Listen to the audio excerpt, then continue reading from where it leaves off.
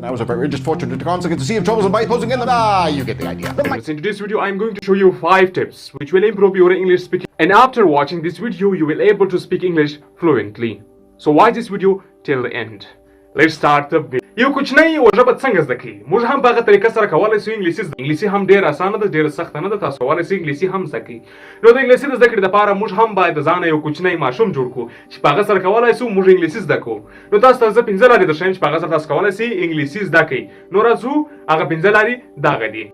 لومړی قدم او د ټولو مهم قدم چې په دې سره تاسو کولای شئ د نړۍ هر ژبه زده کی هر ژبه那我们现在开始进行我们的访问，请大家。هغه دا چې تاسو واوري او وګورئ یو کوچنی چې کله نوې پیدا شي نو څه کوي هیڅ نشي کولی خبرې نشي کولی نو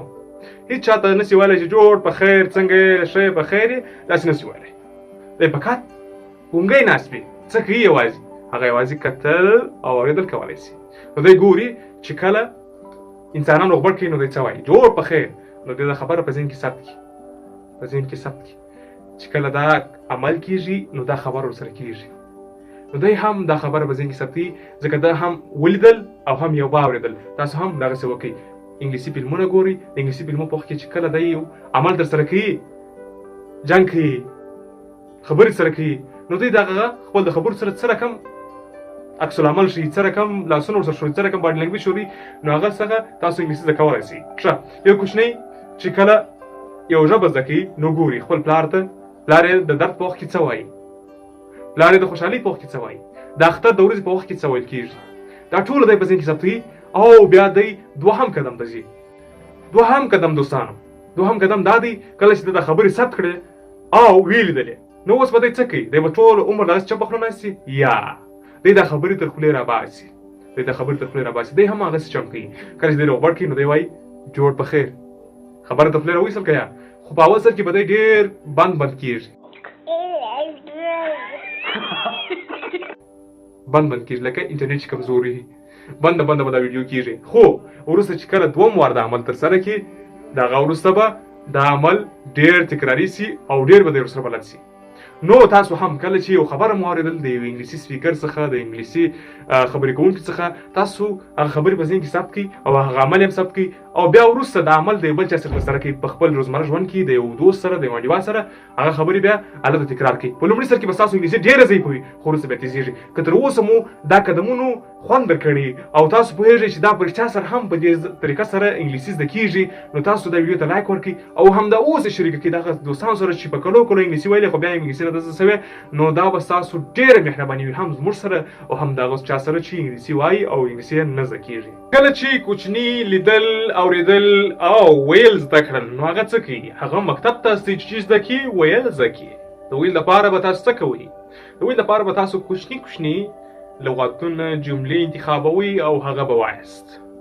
یا به یو څوک وایي تاسو به دغه بعده وایاست مثلا زه به یو څو ویډیوګانې زما یو ویډیو زما په چینل کې ستا دغه په رقم نه دی مثلا یو لغات څوک درته وایي د اکټیو کتاب څخه یې شروع کړي دا به ډېر ښه وي ستاسو دپاره اکټیو 1 یا هم لیټس گو 1 یا هم داسې نور کتابونه دي د ابتدایي زده کوونکو لپاره چې په هغه سره تاسو کولی شئ خپل انګلیسي مو پر مخ بوځئ نو د انګلیسي زده کړې لپاره درېیم قدم تر ټولو مهم قدم هغه دغه دی چې تاسو ویل شروع کړئ په پلی سټور کې اپلیکیشنان هم شته او همدارنګه مقالې هم شته په ګوګل کې نو د هغه څخه تاسو کولی شئ کوچنۍ جملې انتخاب کړئ هغه وژباړئ پښتو ته نو کله چې د یوې هفتې په موده کې تاسو به ډېره ژباړه وکړئ او ډېر پرمختګ هم په خبرو کې راسي که په یوه هفته کې ستاسو کار ونه سو او تاسو ډېر پاس وایئ په انګلیسي کې یعنې انګلیسي په ژوند نه وویلې نو تاسو څخه شاید یو میاشت وخت ونیسي نو مهم دا دی چې تاسو باید وقفه رانه ولئ باید دوامداره دا کار وکړئ که دوامداره مو دا کار ونه کړئ نو هیڅ ګټه نه کوي درته دویم قدم تاسو هغه نور قدمونه عملي کړئ او بیا راسي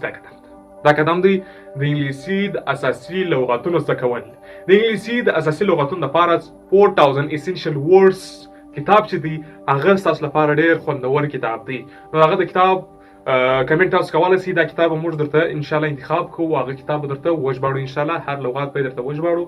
نو که چیرې ستاسو خوښه وي هغه لغتونه به درته شروع کړو نو د هغه د زده کړې لپاره تاسو باید د هغه کتاب د کتابچې څخه پیدا کړئ او یا هم په انټرنیټ کې ځان ته لپاره راډاونلوډ کړئ چې لغتونه 5 دانې د ورځې راخلئ هغه په کتابچه کې ځان سره لیکي، په هغه باندې جملې جوړوي او هغه په خپل روزمره ژوند کې استعمالوي، نو ستاسو د خبرو بندولو هیڅوک پیدا نه شي. تاسو به د انګلیسي یو بشپړ سپیکر او یا هم خبرباز شئ. نو تاسو به په انګلیسي باندې ډېرې ښایستې خبرې کوئ کله چې د انګلیسي 4000 essentials words زده کوئ، یعنې 4000 essential words. د انګلیسي 4000 اساسي لغتونه چې مو زده کړل نو بیا خو نو سم انګلیسي سپیکر در څخه جوړیږي. نو راځو دوستانو پنځم قدم ته. نو دوستانو دا خبرې زه ټولې بېرته تکراروم. اول لیدل او اورېدل، دوهم خبرې کول، دریم ویل، څلورم د انګلیسي 4000 اساسي لغتونه زده کول، پنځم اخبار ویل، کیسې ویل، شارټ سټوریز ویل، لانګ سټوریز ویل او اخبارونه ویل، داسې نور شیان ویل چې تاسو په خبرو کې به ډېر غټ بدلون راولي. نو دا اوس زموږ د نن ورځې ویډیو که چېرې مو د خوښې وړ ګرځېدلې وي نو مه لایک کوئ بلکې لایک یې کړئ او چینل سبسکرایب کړئ، نو موږ به ډېر خوشحاله شو.